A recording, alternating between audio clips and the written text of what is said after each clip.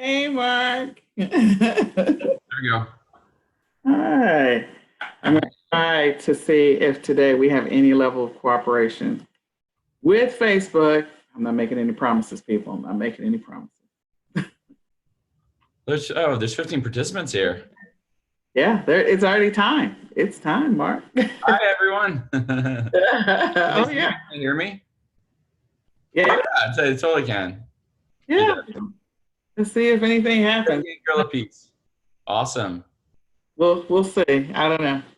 Facebook is its own thing. Facebook's been interesting lately.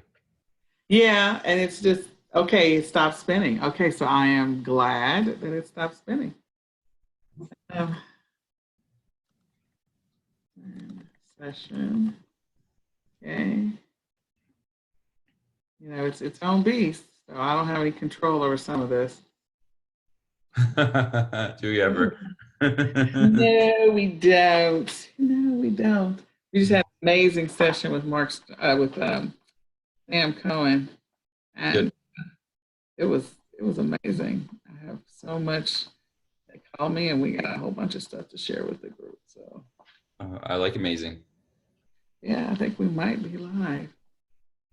Okay. Yeah. I hope it works for the next one too. I'm gonna try to do it for the next one. Okay, let me get back to your screen. Give me just a second. All of this connect. Hunter will edit all of it out. So, okay.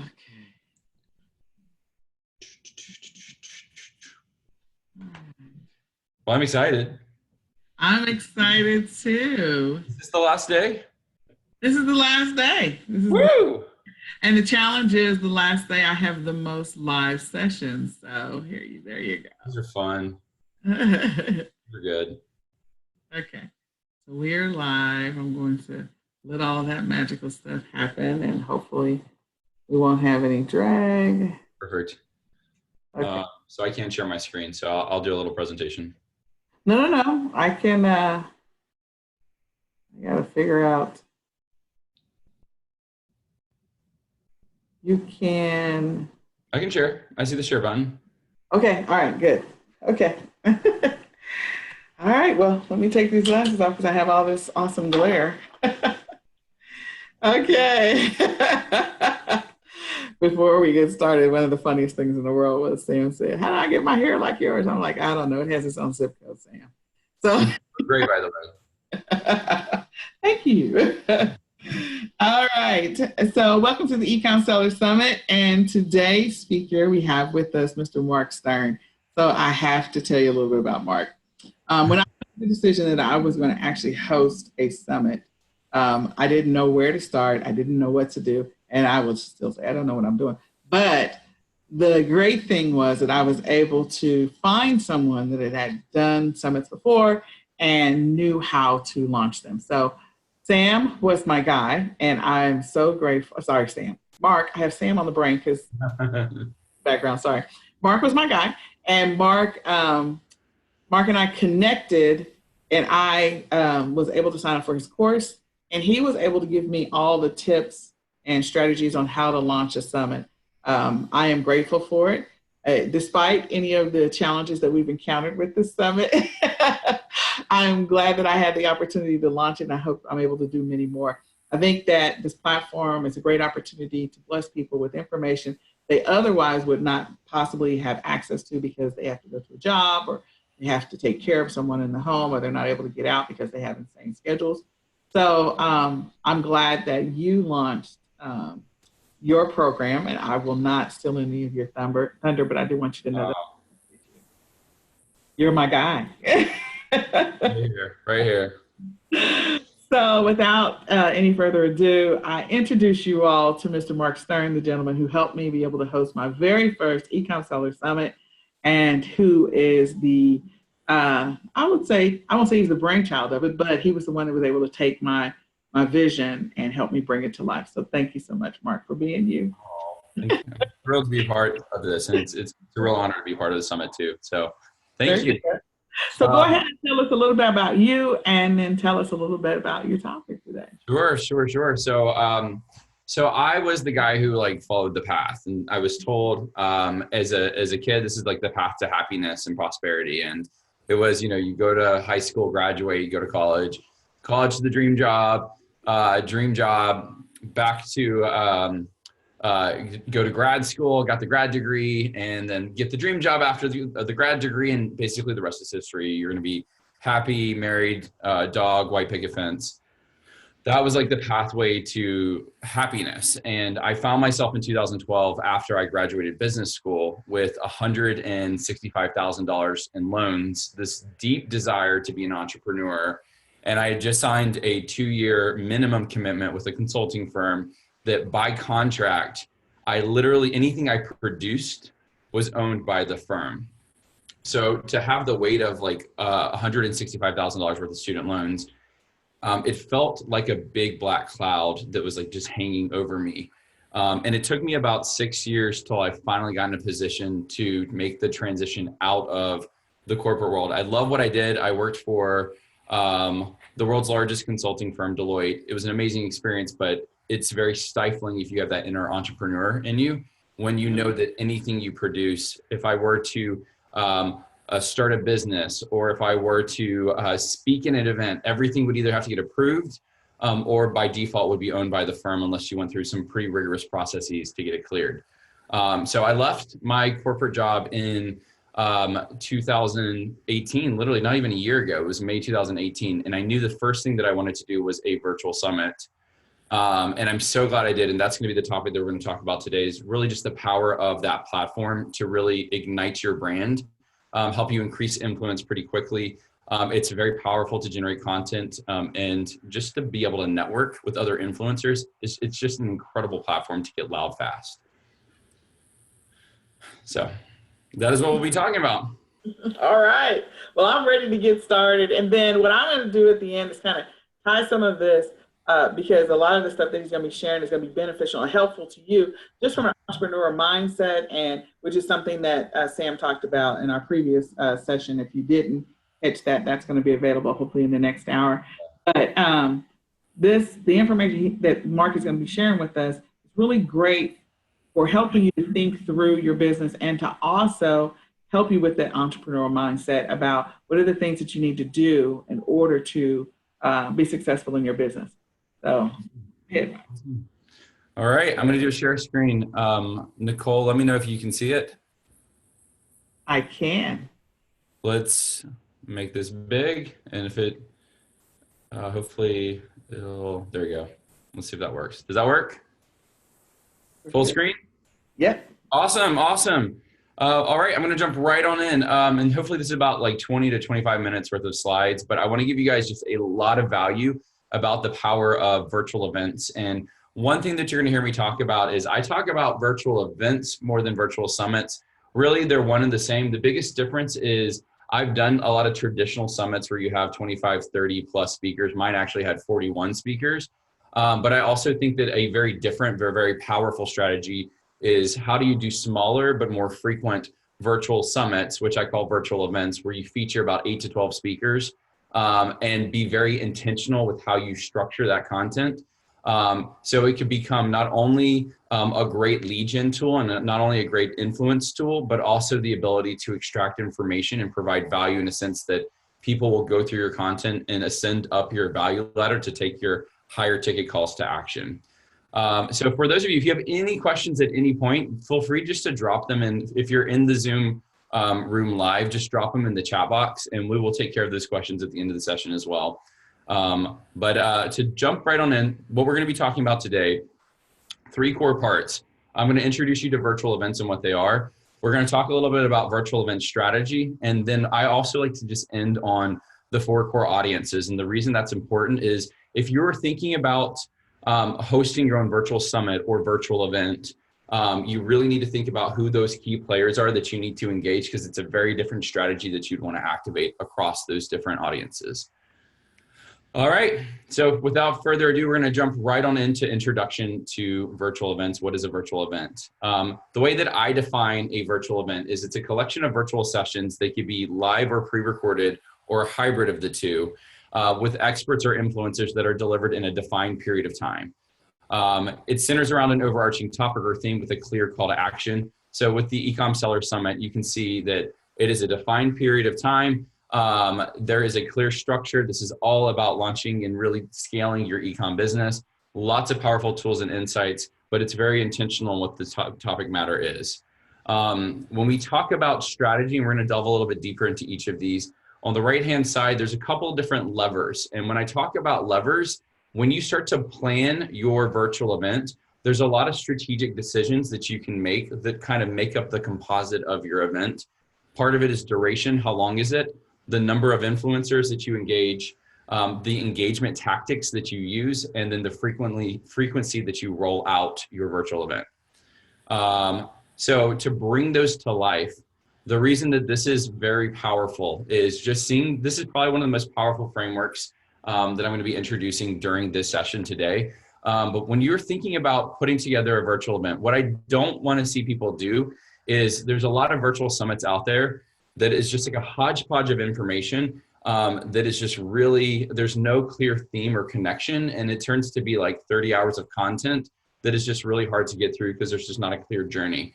When I talk about like how you strategically start to think through how you structure your virtual event, these are some of the high level considerations that you need to take. How long is it? Is it going to be a short event, 1 to 3 days, medium, 3 to 6? I've seen virtual summits and virtual events span over 2 weeks. So it could be a really long event. The number of influencers that you want to engage, is it small? Is it 6 to 12 influencers? Is it medium, 13 to 24, or a really large virtual event, 25 plus influencers? What are your engagement tactics, live or pre-recorded? The benefit of doing live is you have really good engagement. You have people that can engage with you directly during the live portal. The benefit of doing pre-recorded is it takes a lot of pressure off the speakers because you can take the content and get it formatted and edited before it is displayed to your audience. So it can be very crisp, clear with an intro and an outro connected to it. And you minimize the risk that if someone that you interview live is not good interviewing live, you don't have that risk that you may compromise your participants' experience by someone saying you're doing something that should probably not have been captured via live. So that's a benefit of pre-recorded. Or you can do a bit of a hybrid, and that's what I recommend, having elements that are pre-recorded. Nicole has a lobby area that she has a lot of great pre-recorded content, and she's doing these live sessions here in the Facebook group as well. So it's just a very powerful strategy to basically hit people on many different fronts. And then I will say this, the Facebook group. So here's our challenge. Yesterday, of course, there was a lot of technology challenges because sometimes the internet just does not cooperate with you. And our first day, we weren't able to connect with we were able to get people to connect to Zoom. So either way, whatever you choose, prepared for technology glitches, real time. And there's even some tools that you can use, like OneStream.live, where you can take pre-recorded content and simulate it as if it's a live to get that engagement feel to it. So there's ways that you can kind of fake lives if you are concerned that lives may not be, the person that you're interviewing may not be the best going live. Frequency, excuse me. Frequency is how frequently are you going to do your virtual summit or your virtual event? Is it once? Is it an annual event? Are you going to do a series where you release one every quarter or every other month? Or are you intentionally creating it so it goes evergreen, meaning you've developed your virtual summit or your virtual event to be consumed whenever someone opts in at any given point in time. It just literally lives as an evergreen product, and it was intentionally designed to be evergreen, not at a specific time and place.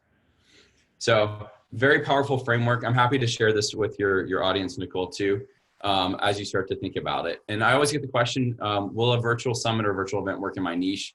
I mean, if this is the typical construct that you see in the ClickFunnels community, that there's 3 core desires: health, wealth, and relationships. To be honest with you, the rule of thumb is if your business has a conference on it or an active Facebook group, it's probably a good candidate for a virtual summit or a virtual event. There's very few topics that I struggle saying, this probably would not make sense. Assuming that it's with good intent and it fits into one of these domains, generally speaking, really the sky's the limit in terms of will it work? Chances are it will likely work within your niche. Yeah. So how does this process work? Here's how it works. This is very much at like a 10,000 foot level. You need to start off the process by defining your virtual event. For me, this is all about thinking through your foundation, the who and the what, or who and the why. Who do you want to serve? Why do you want to serve them? Why do you want to do this? And then going into the strategy, really getting clear about what you hope to accomplish and what is that core call to action you want people to take by doing your virtual event. Step 2 is after you have kind of that foundation and strategy set, then it's about interviewing your influencers. So interviewing experts that will help deliver upon the strategy that you've outlined. And then finally, it's about assembling all the pieces, activating your funnel, activating your different audiences, and delivering the actual event itself. So that's a very 10,000 foot view.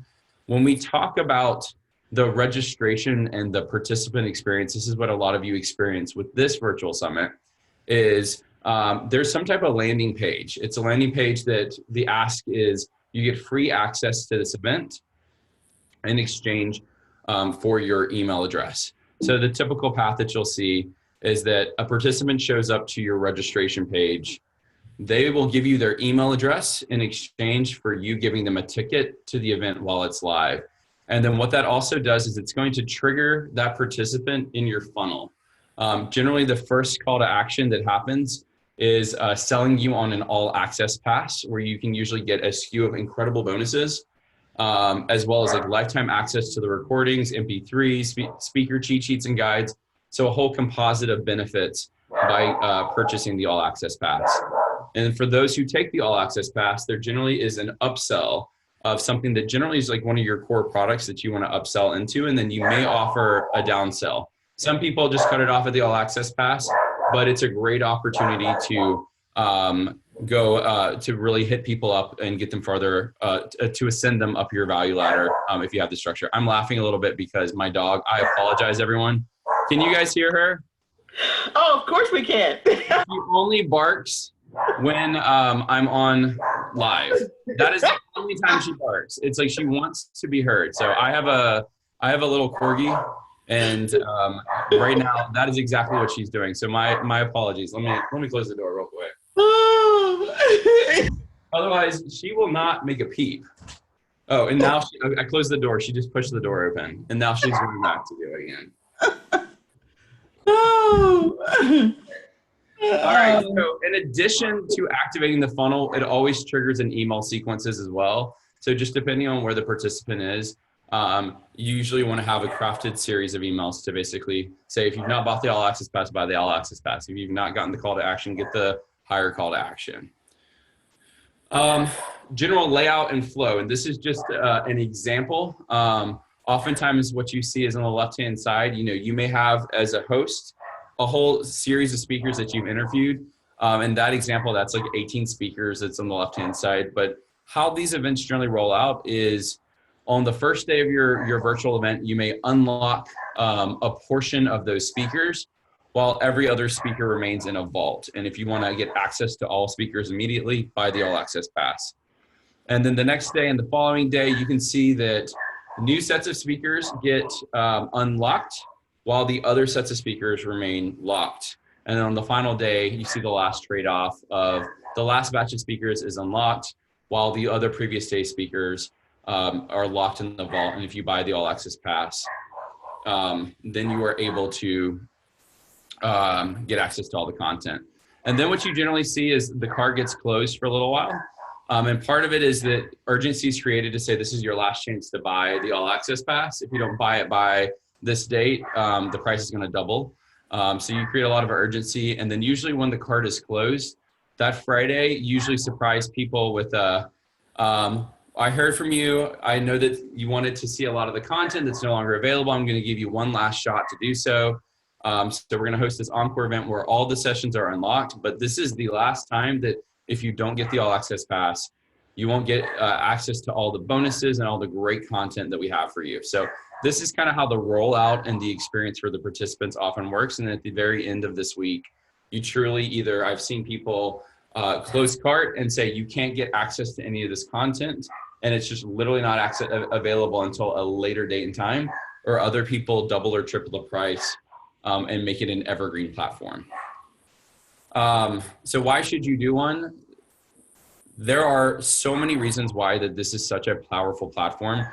Here's just a list of examples, but it's such a lead magnet. So it's great for generating leads. It's incredible to build influence because when you associate yourself with other influencers, it automatically raises your status. For me, one of my biggest benefits was it was an opportunity to get stronger relationships with the other speakers. So my platform. It was a platform that I could start to build a bond, and some of my closest friends have come through the simple fact that I reached out to them to be a part of one of my virtual summits. It's a content generation machine. If you are interested in the affiliate game, it's such a powerful affiliate platform because oftentimes you make your speakers affiliates and they will make you affiliates of their products. So if you get any sales of their products, you can start to generate commission that way. The event itself is a product too. So if you struggle with product creation, this is an instant product in a box once you're done with a virtual event.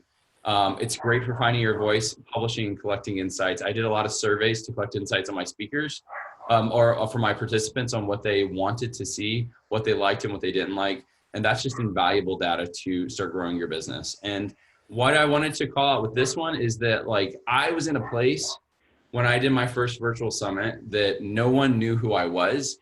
My summit was the Clickpreneur Summit. So it was all targeting the digital entrepreneur, and it was a strong message about people who are transitioning out of corporate to become entrepreneurs. And by doing that one event, the amount of coverage and press that I got was incredible. But speakers started featuring my brand on their website, a brand that virtually no one knew months in advance. I started getting invited to speak alongside other influencers on tons of summits. I've probably spoken on at least a dozen different summits since mine, and I probably have another dozen that are scheduled in the books in the months ahead. But you can see that it instantly elevated my status as an influencer by just doing an event and putting on a really good quality event. I've been on countless podcasts as well. Another big benefit for me was I actually had a product that I created before the summit that was, it's right here. It's Entrepreneur Elements. You can kind of see a screenshot of it on the right-hand side of the screen. But essentially, this was a product that, since my core audience were people that were making the transition from corporate to entrepreneurship, and my whole message was to get back to the basics and learn how to play a new game. I had created this whole periodic table of elements that every entrepreneur should know. And by doing the Clickpreneur Summit and tying it to that product, the framework of that summit was the framework of that product. I was able then to build out this publication using the insights from all the speakers that spoke on my summit. And I gave every speaker, I don't know if you can see it on my screen, but every speaker has their own spread within this publication in addition to my original content. So it was a way that I was able to create further content to elevate one of my existing products or services, and also link over 40 influencers to that publication to give it a lot more validity than if it was just me publishing it myself. So it's very powerful if you think very strategically about how you leverage the content. And then I threw this together just to show you that the repurposing power, if you ever struggle with content creation, do a virtual summit or a virtual event, because you will walk out with so much content, more content than you know what to do with. So this is just showing that if you extract the audio files from all the recordings, you have a podcast. If you compile all the information, you have the basis for crafting a membership site that you can get recurring revenue from. If you transcribe your speaker sessions, you can have speaker guides, you can have blog entries, you can create books, you can get social media quotes and lots of different things you can do with digital assets. If you assemble the content a certain way, you may be able to structure, if you really thought and were very intentional about the speakers you selected and the framework for your event, you may have the baseline for an e-learning that you're just extracting the insights from all the speakers, and now you have another product you can sell. Or you can just strip out one session and that instantly becomes a lead magnet that you can be able to put in the marketplace. So part two. Nicole, did you see anything or did you have any questions? Or keep going? No, but your buddy is so loud in the background. I'm sorry. I can go grab her. Do you want me to go grab her? If you want to, put her in a secondary room, because she's He's going to be on our recording the whole time. Yeah, bear with me 1 second. Okay.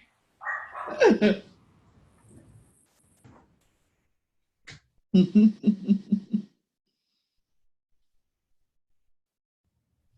the one thing is I'm going to tie this back to how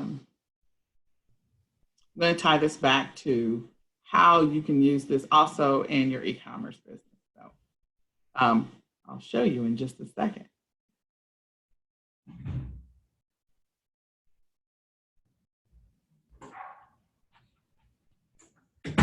Well, the good news is I'm glad my speakers work. That's a benefit. Your speakers work very well. Yeah, they're very powerful. So can you hear her now? No, I don't hear her at all. Yeah. All right. Let's keep going. Your virtual event strategy. So when planning your virtual summit or your virtual event, here's the recommended path I always tell people. Start with your call to action. What I mean by call to action is what is the end goal you want people to take? So if they were to attend a virtual summit or a virtual event that you put together, what is the ultimate call to action you want them to take? So you probably have a coaching program or something that's a little bit higher ticket of a product. Start with that and knowing the call to action you want to take. Then the next thing I really focus on is creating your virtual event framework. When I say framework, it's what are the different themes you can put on each day, or what is the structure of your event that can naturally lead people to take that call to action? So with this, you can see it's not about going straight to the speakers and asking speakers. It's about knowing where the end destination is, developing this pathway to get to that end destination. And then finally, the last thing I do is source the speakers. And part of this is when you're putting on your virtual event, you want to tell a clean story. And it's not about the speaker that has the largest list. It's about the speaker who has the right message that would serve your audience and fit into the overall framework that you've designed to get people to naturally take the call to action. So this is why I say with the structure of your event, be very intentional. And when I say be intentional, I literally will sit, when I created the Clickpreneur Summit, my core structure was, since it was all about getting back to the basics of entrepreneurship, day 1 was foundation, day 2 was strategy, day 3 was tactics, day 4 was implementation. So when I was sourcing speakers, I was very intentional to find who are really good speakers about some of the foundational elements of growing a business, like mindset, like knowing your avatar, and then so on and so forth across all the different tiers. So it was very intentional. And if there was someone that would have been a great speaker, but they didn't fit the construct that I had laid out, for me, I wouldn't engage them to be a speaker, or I'd tell them there's going to be an event in the future that you're more suited for. So it's about just being very intentional with how you source your speakers. And then again, I can't stress this enough. So many people start their virtual summits by asking speakers to participate. And I said, for me, it's the last thing I do is don't ask speakers until you have clarity on what the call to action is and what that framework looks like. It just lets you put on a better story of an event when all the pieces come together. And last but not least, and we can run through this session, when I talk about the 4 core audiences, the reason this is important is when you think about how to pull together the different pieces of the events of your virtual summit, you want to speak to different audiences very differently.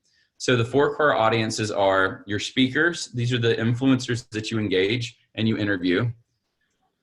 The sponsors, these are people that you may choose to, you don't have to have sponsors, but sponsors are people who are great to help subsidize some of the expenses associated with putting together a virtual summit. Or they may have a platform that can get to help spread your message to tens of thousands of people. So sponsors are very important. Affiliates, all speakers should be affiliates, but not all affiliates are speakers. Affiliates are amazing because this is an easy way that to promote your message, that if you incentivize your affiliates in the right capacity, then they can further extend the message of your overall virtual summit. And then finally, last but not least, it's the participants. And when we say the participants, this is everyone who's on the call right now. This is who we're doing this event for. This is who we're driving value to. For virtual summits, all of these audiences are very important. One that I will say is probably when it comes to doing a virtual summit, the most important, generally anything you produce, the participants are the most important audience because that's who you serve. When you're doing a virtual summit, I like to argue to say, yes, participants are critical, but your speakers really are probably your most important audience because you engage with them a lot longer than you do the other three. The timeline of engaging with speakers is almost twice the amount of time you spend with sponsors, affiliates, and participants. And the other reason is you want to provide a really good experience to the speakers. And the reason for that is they generally hold the keys to their audience, and their audience, if it's the right speaker, is the same audience that you want to serve. So if your speakers hold the keys to the avatars that you want to serve, you want to make sure your speakers have a good experience so they authentically promote your event to their audience to try and pull them over to your own community. And that's why I say you should always spoil your speakers. Whenever you do these types of events, for me, it's all about taking care of your speakers, making them feel a part of the process.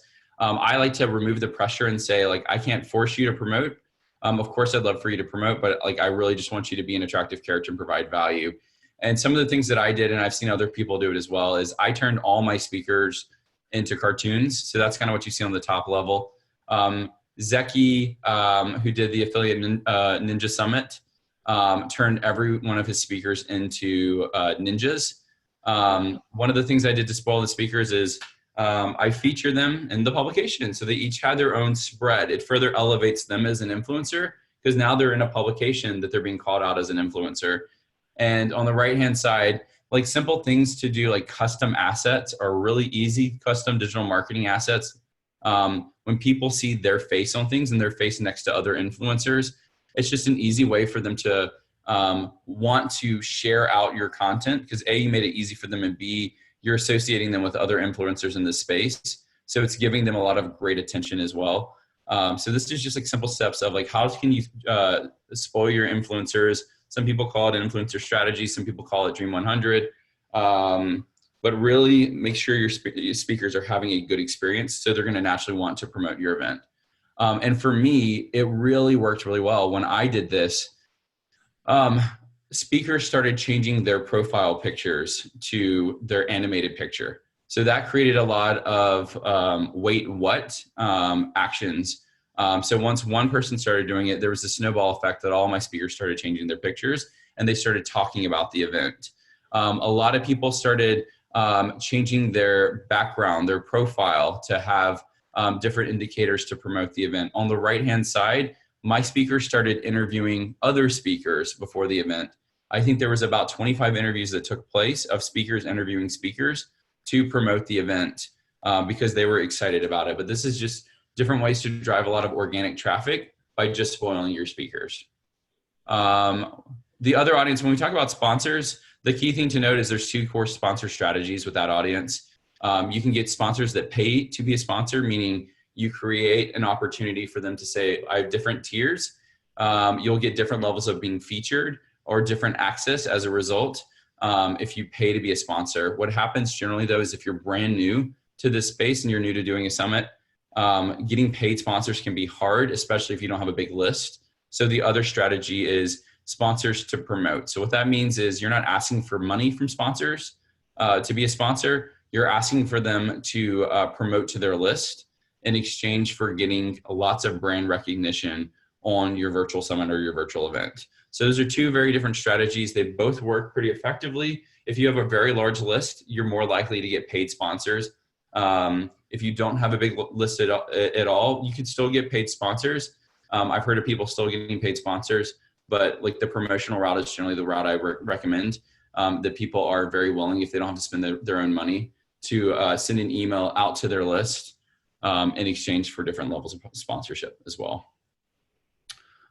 With the third core audience, affiliates, really there's three categories of affiliates. When we talk about the three core categories of affiliates, it is your speakers. All of your speakers should be made into affiliates. But then there's two other classifications of affiliates. It's affiliates that you find. And when I say affiliates you find, that is affiliates that you actively seek out and say, you have a community of people that represent who my event will serve. Let's connect. And you're very intentional about making the ask of them to be an affiliate. The other one is that affiliates that find you is just making it really easy on your website to become an affiliate. So I had a lot of people who I didn't even know because I made it easy for them to become an affiliate, sign up to become an affiliate and promoted my event accordingly. So this is different strategies that result in you paying the affiliates because they're helping serve you. But on the other end of the spectrum, there's some strategies that you can implement to also collect affiliate links from your affiliates, especially your speakers, for you to make commission that is paid to you. And some of the strategies that I implemented and that I recommend is one, you can create a marketplace. It's like a virtual exhibition hall where you feature your speakers' different offers. I made sure with all my speakers and influencers that they did not promote and do for their session like a perfect webinar where they were selling stuff. I just wanted them to be an attractive hero character. I just wanted them to be someone who just provided value and just an influencer and people to identify with their attractive character. But I gave them the outlet of having a marketplace or a virtual exhibition hall where they could sell their products and you could collect their affiliate links. So any sales that were made on that platform could be sales that you also get a commission from. Library, I did a library, which was essentially asking all the speakers what is their favorite book or what's a book that they would recommend. Any books like that, I think a lot of you may know this, but anything on Amazon, you can get affiliate commission for. So with the library, you can easily create a library that ties all the books to your Amazon affiliate link.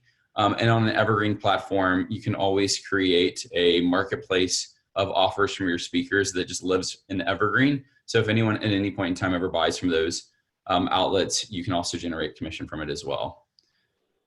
And last but not least, with the participants, you want to make sure it's a seamless participant experience. For me, the two big landing pages are Facebook and the Facebook group interaction. And the other one is creating some type of lobby page that is kind of like your home base for your virtual summit and virtual event. But for me, the center point is always that lobby page. And then you can direct people to the Facebook group, direct people to speaker pages, but have that landing page that kind of organizes the day and creates just a very basic experience for your participants. So I think those are the big things. This is a lot of stuff that we're kind of cramming into a very little amount of time. But those are the topics that I really wanted to hit on around just introducing you to virtual events, starting to think about what your strategy could be, and kind of getting an intro to the 4 different core audiences. So I'm going to stop sharing. All right. Yeah. Okay, so some of you are going, that's a lot of information. And yes, I went through all of that, and I still have a boatload of stuff happening behind the scenes that has to do with the landing pages and speaker pages and the video connections, and it's just a lot of fun. But let's bring it all back to e-commerce. So if you're not into the branding, that's fine. If virtual events can actually help your business if you are a person that has created a product. So let's say you created some makeup, or you have a line of makeup and you're not getting any traction on it. I had a person that had created some chocolate. And so it was some specialty chocolate, and she was trying to get more exposure. She had it on Amazon. It wasn't getting as much traction, and she wanted to get some momentum going with her specific product. A virtual event is a perfect way to do that. So in her example, or in the makeup example, like think about makeup, or think about a product that you have produced. So some of you are actually product producers. So if you created a product that's makeup, then who could you invite to a specific summit or an event, a virtual event? You could literally go out on Instagram, find all these young ladies and men who actually do sessions around makeup. You can invite all of them to be speakers on your virtual event. Then you invite them all to be speakers on your virtual event. They're going to be talking about makeup. They're going to be talking about different types of techniques and all that other stuff. But at the end of the day, you're gaining access to their audience. And what can you send their audience? Maybe a coupon code for your product that you're selling on Amazon. Maybe an actual free sample of your product, because now you've got them on your email list and they're potential customers. So if each one of those influencers has like 1,000 people, not 1,000, sorry, they have 10,000 or 100,000 people following them, what just happened to your makeup line after your virtual event is over? What just happened? Yeah. You just blew up your entire product line because People are registering your speakers that are influencers, maybe Instagram influencers. They're all on your summit. They're sending the information out because you've given them information to share. They're inviting their audience to come. And at the end of the day, you have the opportunity to introduce all of those people. Now you potentially have 1 million potential reach. It may not be 1 million people, but it's potential reach. 1 million potential reach people that now know the name of your product. Mm-hmm. What just happened? And I'll take that even a step further. With that type of example, there's a lot of things that you can do that if you're running your own event, you can also dictate who your sponsors are. So your product could be presented by whatever your brand of chocolate is, presented by whatever your brand of makeup is. So you have that stamped in whatever the event's name or the summit's name is. You can easily say, you know, for me, my next event is all about high ticket sales. So Clickpreneur was my first virtual summit, and I'm having it part of the family. So it's Clickpreneur Presents High Ticket Online. But the same thing can work with eCom. You can easily have your brand presents like how to blank. That just gives you lots of different coverage. You can have everything branded with the logo, all your speaker pages, everything, all your materials. So people see that logo again and again and again and again. And then you basically will just activate speakers around whatever the common topic is. So you could be very intentional, or you can be indirect with how you roll it out as a result of just bringing notoriety to what you represent. So that's like a specific product. That is a very powerful way that you can easily do it. Right. And so I think about, just think about Melissa and Doug. Most of the people know Melissa and Doug toys. So Melissa and Doug, it's a simple couple that created this product line. And, you could invite in your audience, you could have people that are therapists come be a speaker on your session. I'm just thinking about toys. If you created something that is specific to kids or toys, some type of product line, you can invite doctors that specialize in, pediatricians, that they have a pediatrician that has a large following around kids. Then you can invite a therapist who interacts. Like my son is autistic, so I have sensory toys. So I could literally hold a summit and I could showcase my sensory toys, send the toys out to all the speakers, and they're not really toys, they're actually sensory. They help with therapy. But anyway, invite occupational therapists. They can talk about sensory. Invite doctors. Invite all kind of people. And it doesn't have to be a lot of people. You could have a small summit with like 4 people or 6 people, and then literally you gain access to that audience. Then your product gets out there. So if any of you have a product that you have been developing, you're working with a manufacturer, a distributor, you're trying to figure out how I can get more eyeballs on it, you're paying for ads, you're doing all this work, this is another way to niche it down, find an influencer that would use your product or that could help showcase or share information about your product, and then host a summit with them. And then now you've got that entire recording, and that could become your entire infomercial that goes out everywhere on the internet, and goes out in a podcast, and goes out here, and goes out in email links. And before you know it, your particular product is taking off like gangbusters, and you didn't even realize the power of starting off with a virtual event to launch your product line. I'll even build upon that too, to say that this is where you can easily turn a product into an offer by saying, if they purchase this product, if it's toys for children is a great example.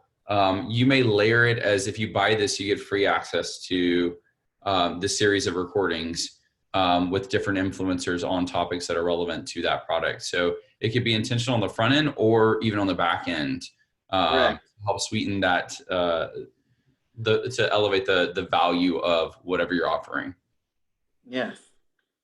So, that hopefully I just kind of gave some of you an idea, because you're probably going, okay, well, we don't want to know how you did your summit. Like, let me just tell you, a summit is a lot of work, a lot of work, a lot of work, a lot of work. Mine was bigger, like 18 speakers. But if you niche yours down to like 4 speakers, and that could be your product launch, and you could use a virtual summit to be a virtual event to be your product launch. And some of you have, like I said, amazing things that you do or you've created, and you just can't get enough eyeballs on it. You invested a bunch of money in producing this product. You got several prototypes. They're sitting in the garage. Nothing's happening with them.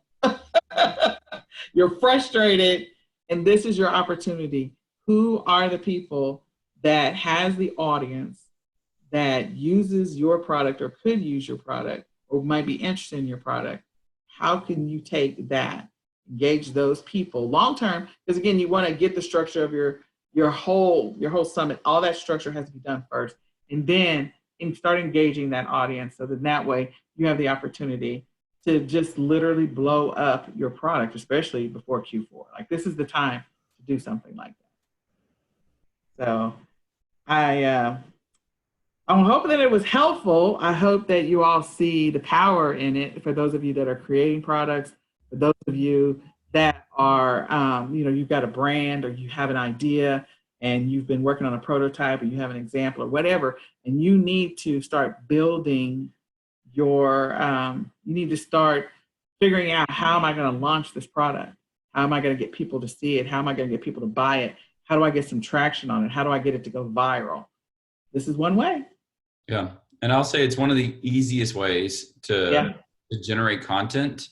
So, that's where, everything that you hit on, Nicole, I couldn't echo more, but it's just, if you ever struggle with content creation, if you're new to this game, if you are stuck with where you are, this is where just like getting out of your own head and starting to connect with other influencers, just the power of the content.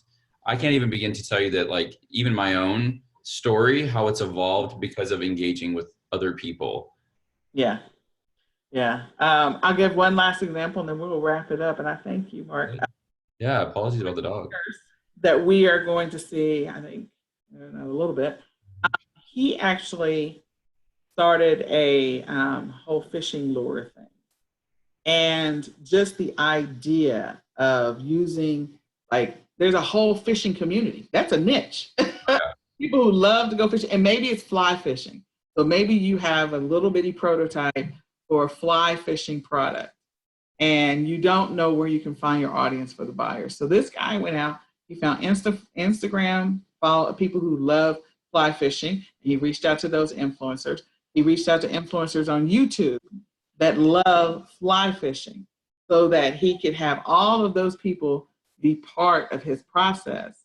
And then that way he could launch his product that way. He could launch it through those influencers.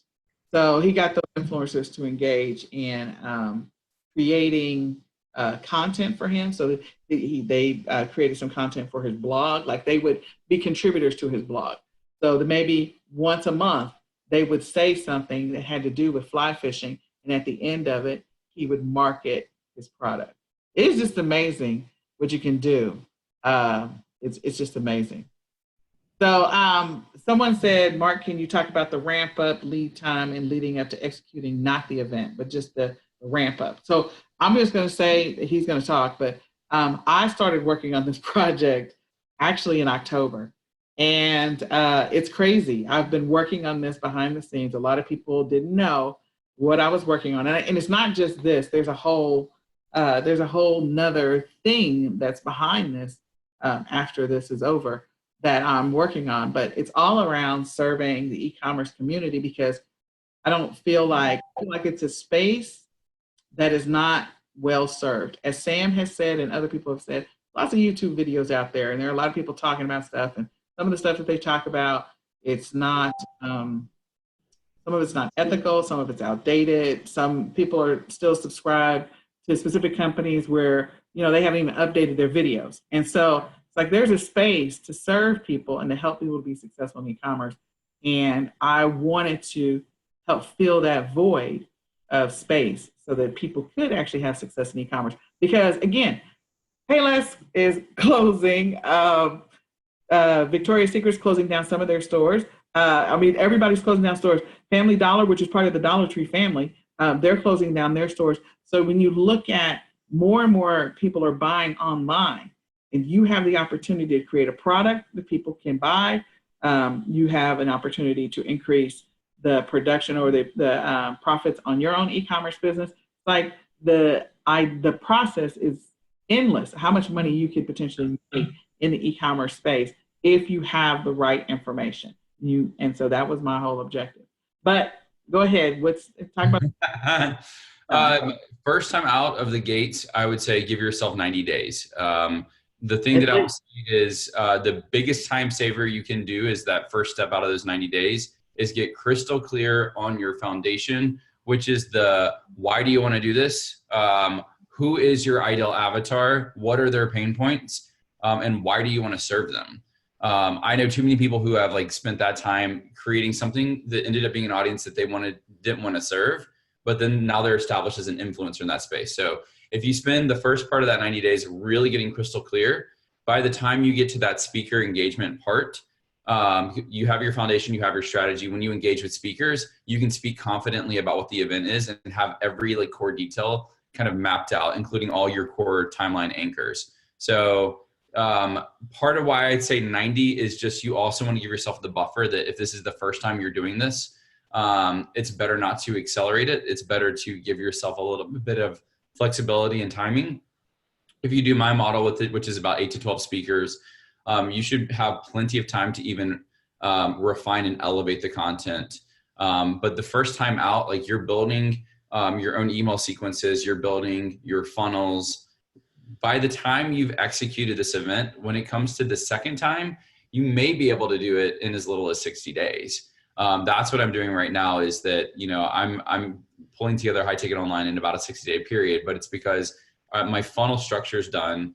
For me, I can knock out my foundation and strategy like that just because I've been doing it so often. And then it's just getting in the rhythm of how to pull one of these together. So that's kind of what I would say is what that timeline looks like. But I would say your first time out of the gates, make sure you build buffer in because things will happen. And I mean, for me, there was a lot of learning how to do things for the first time that just took time to learn how to do it. Now that I know how to do it, you can accelerate through it. Now, this is what I will say. 90 days, I feel like is not enough time. I love Mark though. And that's only because I went through it. And maybe it's because I had 18 speakers, but I feel like if you're working a full-time job, 90 days is not enough time for you because you're trying to pull together an event after work on the weekends. You still got family stuff, blah, blah, blah, blah, blah. So you might want to say 4 months or even 5, just to give yourself enough time to be able to meet your deadlines. We missed our deadline. We were actually supposed to host this event in February and we missed our deadline. And of course, I'm trying to launch it coming off of Q4. So that was the insanity of, I don't know how you thought you was going to engage any e-commerce speakers during Q4. Like, what? Don't talk to me. So I think that's probably your biggest hurdle is Q4. Yeah, too. Q4 was my biggest hurdle because I'm trying to launch something and everybody's like, we ain't got time for you. This is Q4. Do you know what it is? You're at e-commerce, right, Nicole? And then the other piece of it is if you're doing it full-time 90 days, again, your timing for when you're doing it. So if you want a product that you want to have launched by for Q4, then right now is a great window to start lining all that information up, mapping it out, putting together your roadmap, and start strategically piecing together everything. And then I will tell you from my standpoint, some of the technical stuff on the back end, like my challenges personally were working with our design. We outsourced the design or the graphic design. That was work. The videos, working with the video person, again, that's going to take your time and creating videos. Not everybody's going to create videos. We decided to create videos. And then also, I mean, you're engaging 18 different speakers who have 18 different admins, who have 18 different times in which they respond to stuff. I mean, it is insane. And lastly, the email sequence and also just using the tools. So wherever you're going to broadcast from, what your page is going to look like, all of that. If you don't have the money to have somebody, I use ClickFunnels, you don't have somebody to do that for you, then you got to do it. And so it's that learning curve of learning how to use ClickFunnels, learning how to interface to your video supply or your video provider, you're learning all of this stuff behind the scenes. Once you've done it, you've done it. But if you're going to do something that has to do with a product that you have or an idea that you think about launching, I would give yourself a buffer, especially for your first time. And then, the next time around, you'll be much faster. But I think about the lady who actually is part of HGTV. I forget her name. They made a movie about her. I know her name, but Joy? anyway, is No. it Joy?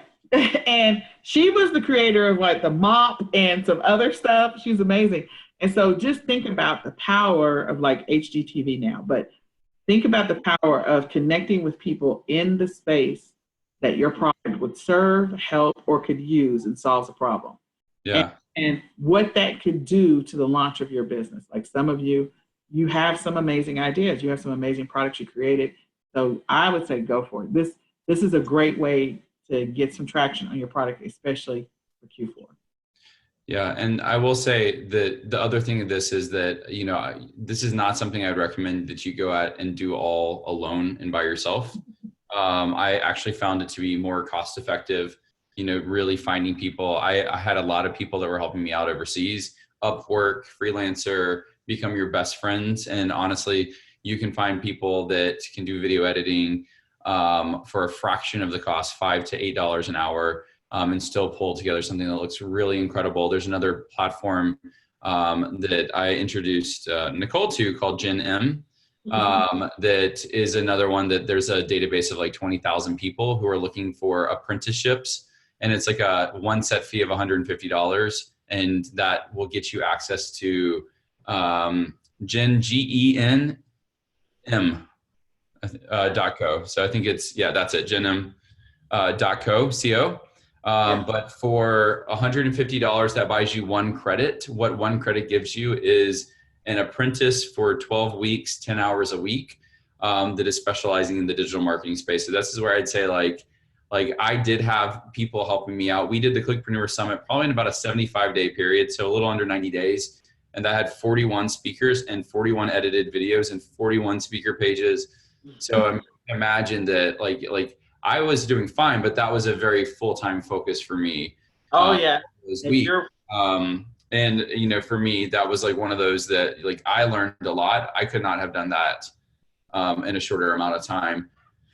But you're right to say that there are external factors that will affect that timeline. But generally for the students that I work with, it's about a 90-day time frame is a good one. But again, it all is relevant to all the other moving pieces that you have. Going on in your life. But you're lucky.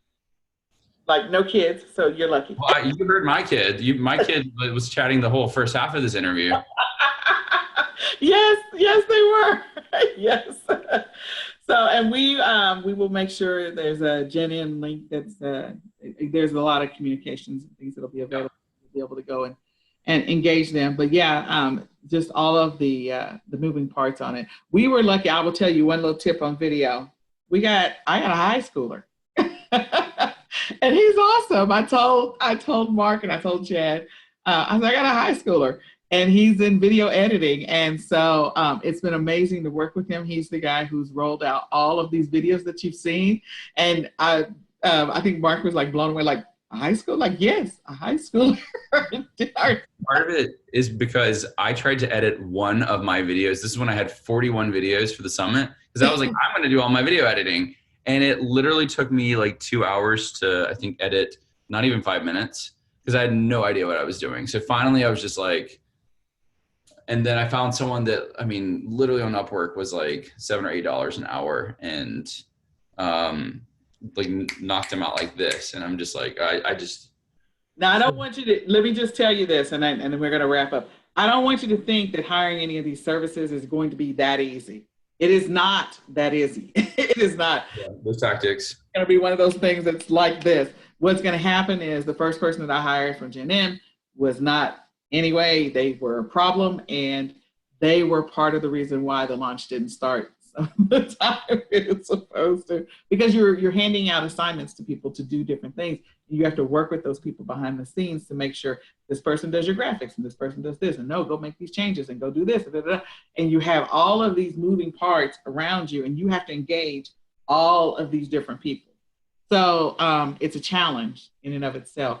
So don't assume that the first time you work with somebody at Upwork or somebody you work with GenM or somebody that you work with in any other space is going to be ready to go. They're not. You have to give them a lot of information. You have to them. You have to review their work. You have to have them edited.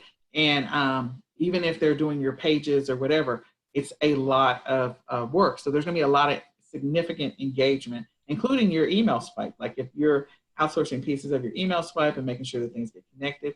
So just know that all of those moving parts are part of the process. But I don't want you to not think that you can take this idea, this concept, and not make money with it. You can.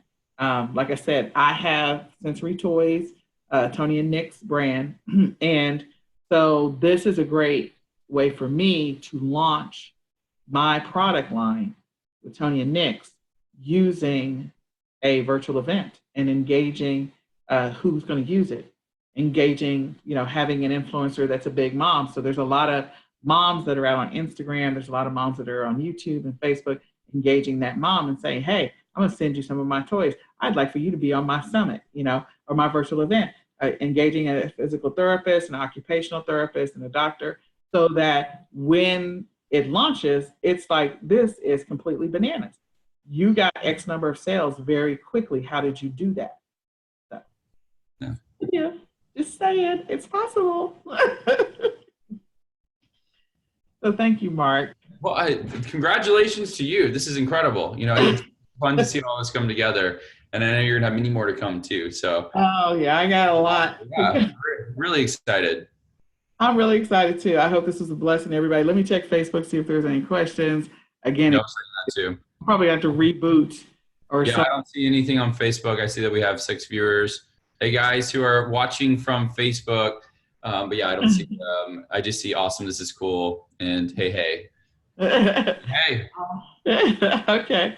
All right. Well, we will get ready for our next session. I thank you so much for taking the time.